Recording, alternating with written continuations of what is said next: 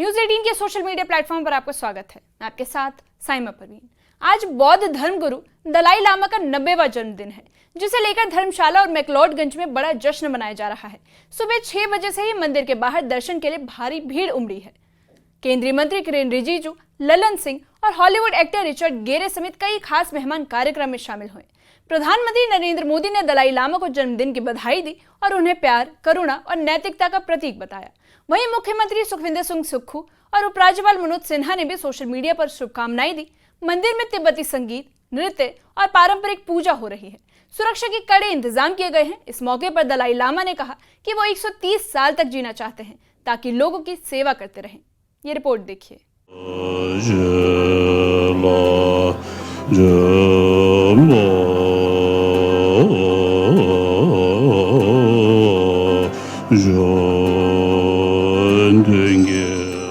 धर्मशाला के मैक्लोडगंज में आज दलाई लामा का 90वां जन्मदिन धूमधाम से मनाया गया। सुबह से ही हजारों श्रद्धालु सुगलाखंग मंदिर के बाहर कतारों में लगे रहे। बौद्ध अनुयायियों के लिए ये दिन बेहद पवित्र और ऐतिहासिक माना जाता है। मंदिर परिसर में तिब्बती संगीत, लोक नृत्य और पारंपरिक पूजा पाठ का आयोजन हुआ। पूरे माहौल में आध्यात्मिक ऊर्जा थी। हर चेहरा श्रद्धा से झुका हुआ था। सिर्फ तिब्बती समुदाय ही नहीं बल्कि विदेशी अनुयायियों की भी भारी मौजूदगी रही। ये उत्सव सिर्फ एक जन्मदिन नहीं बल्कि दलाई लामा के प्रेम, करुणा और शांति के संदेश का उत्सव बन गया है। बौद्ध धर्म में आस्था रखने वाले लोगों के लिए आज का दिन सबसे बड़ा दिन है। ये बात मैं इसलिए कह रहा हूँ क्योंकि बौद्ध धर्म के सर्वोच्च धर्मगुरु दलाई लामा का आज 90th बर्थडे है और इस 90वें जन्मदिवस को उनके जो अनुयायी है या यूं कहें कि निर्वासित तिब्बतियन सरकार और सेंट्रल टिबेटन एडमिनिस्ट्रेशन जो है वो ईयर ऑफ कंपैशन के तौर पर सेलिब्रेट कर रही है। अब कहाँ से आए हैं आप? यहीं से। अच्छा, यहीं से हैं। तो आज अंदर जा रहे हैं, क्या देखेंगे अंदर जाके? दर्शन करने हैं। किनके? दलाई लामा जी के दर्शन। लगता है आप पहुंच जाएंगे। कितने बजे तक पहुंचेंगे? अभी पता नहीं है। अभी कितनी देर से लगे थे लाइन में? सुबह से लगा है। सुबह से लगा है। देखिए, सुबह से लाइन में लगा है। हालांकि चलिए कोई नहीं। ये बच्चों आप हिंदी समझते हैं? नहीं। देखिए, आप यहाँ पर ये बच्चे हैं सारे तिब्बतियन स्कूल के ही बच्चे हैं और यहाँ पर मुझे लगता नहीं कि लोग ज़्यादातर हिंदी समझते। आप लोग हिंदी समझते हैं? क्या नाम है आपका? अच्छा, आप अंदर जा रहे हैं। कितनी देर से खड़े थे आप? हम तो 6 बजे से बैठे थे। 6 बजे से? अच्छा, क्या लगता है कब तक आएगी बारी आपकी? पता नहीं है, सब खत्म होगा। अच्छा, तो आप यहीं से हैं, बाहर से आए हैं? हम यहाँ से ही हैं। अच्छा, यहीं से हैं। सुबह 6 बजे से खड़े हैं। जी, आप हिंदी समझते हैं? आप हिंदी समझते हैं? अच्छा, जिग्मे दोरजे से कितनी देर से खड़े हैं आप यहाँ? 6 बजे से खड़े हैं। तो क्या लगता है कब तक बारी आएगी आपकी? आएंगे शायद, अभी मिलेंगे। आज आप दर्शन करके ही जाएंगे दलाई लामा जी के।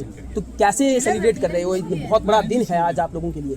हाँ, बहुत बड़ा दिन है। दलाई लामा के जन्मदिन समारोह में कई अंतर्राष्ट्रीय और राष्ट्रीय हस्तियां शरीक हुई। केंद्रीय मंत्री किरेन रिजिजू, राजीव रंजन सिंह, अरुणाचल के सीएम पेमा खांडू और अभिनेता रिचर्ड गेरे समारोह में पहुंचे।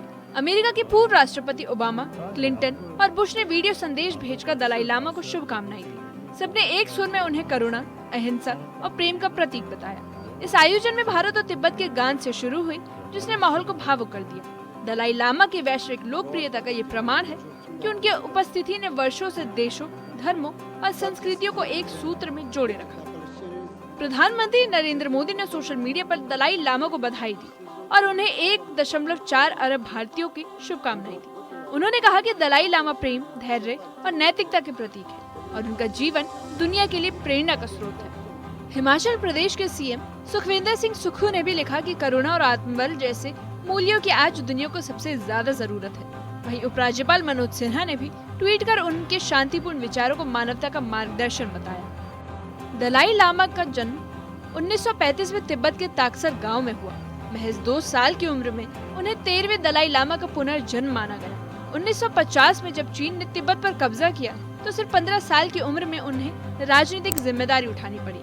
वहीं 1959 में राष्ट्रीय विद्रोह के बाद वे 80,000 तिब्बतियों के साथ भारत आए। भारत सरकार ने उन्हें धर्मशाला में शरण दी। यहीं से उन्होंने निर्वासित तिब्बती सरकार की नींव रखी और आज भी वहीं से पूरी दुनिया को शांति, अहिंसा और करुणा का संदेश दे रहे हैं। छोटी उम्र से ही दलाई लामा ने बौद्ध धर्म के गहन अध्ययन की शुरुआत कर दी थी। 6 साल की उम्र से पोटाला पैलेस और द्रेपुंग मठ में उन्होंने तंत्र, तर्क, संस्कृत और बौद्ध दर्शन की शिक्षा ली। पारंपरिक तिब्बती शिक्षा प्रणाली में उनका बौद्धिक विकास हुआ। आधुनिक शिक्षा नहीं ली, फिर भी वे विश्व मंच पर प्रभावशाली वक्ता बने।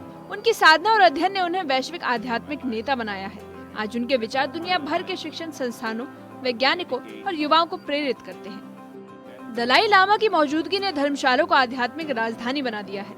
यहाँ लाखों लोग हर साल आते हैं, कुछ सीखने, कुछ समझने और कुछ सिर्फ शांति महसूस करने। तिब्बती संस्कृति और बौद्ध परंपरा का संगम अब धर्मशाला की पहचान बन चुका है। दलाई लामा की शिक्षाओं ने इस शहर को अंतर्राष्ट्रीय स्तर पर पहचान दिलाई है। उनके 90वें जन्मदिन पर धर्मशाला ने साबित कर दिया है कि ये सिर्फ एक शहर नहीं बल्कि शांति, करुणा और सहिष्णुता का प्रतीक है।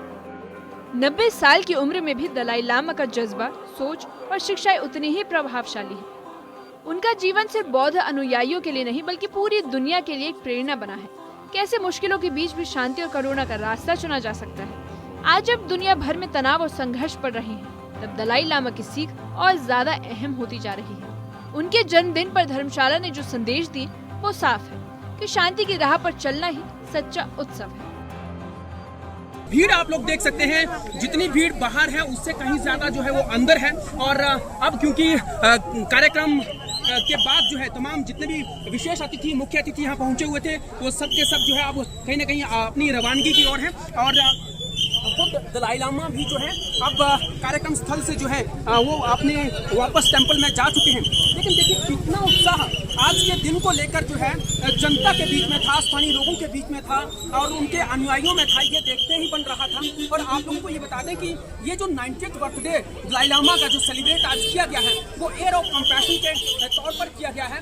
और कई तरह के कार्यक्रम हुए, इससे पहले भी कई तरह के कार्यक्रमों का आयोजन किया गया और उसमें कई तरह की उन्होंने घोषणाएं भी की, कई तरह के कयास लगाए जा रहे थे। और उम्मीद ये थी कि आज जिस उम्मीद पर ये तमाम अनुयायी या सोच रहे थे या उम्मीद लेकर आए थे कि आज हो सकता है कि खुद परम पावन दलाई लामा जो है वो अपने उत्तराधिकारी की घोषणा करेंगे, लेकिन उन्होंने ऐसा कुछ नहीं किया है। लेकिन एक बड़ा संकेत जो है वो दलाई लामा की ओर से बीते कल ही दे दिया गया था कि दलाई लामा संस्था जो है वो जारी रहेगी और उसके साथ साथ वो अगले 130 सालों तक जो है यानी कि अपनी 130 उम्र के पायदान तक जो है वो जीना चाहते हैं। और हो सकता है कि उससे भी ज्यादा वो जिए, लेकिन कम से कम वो इतना चाहते हैं। और इससे इतर उन्होंने ये भी कहा है कि अगर चाइना जो है वो उनके उत्तराधिकारी की घोषणा करता है तो तिब्बत के लोग और बौद्ध धर्म के लोग जो है उसको मान्यता बिल्कुल नहीं देंगे और उसमें विश्वास नहीं रखेंगे। तो ये बात भी उन्होंने जो है वो कही है।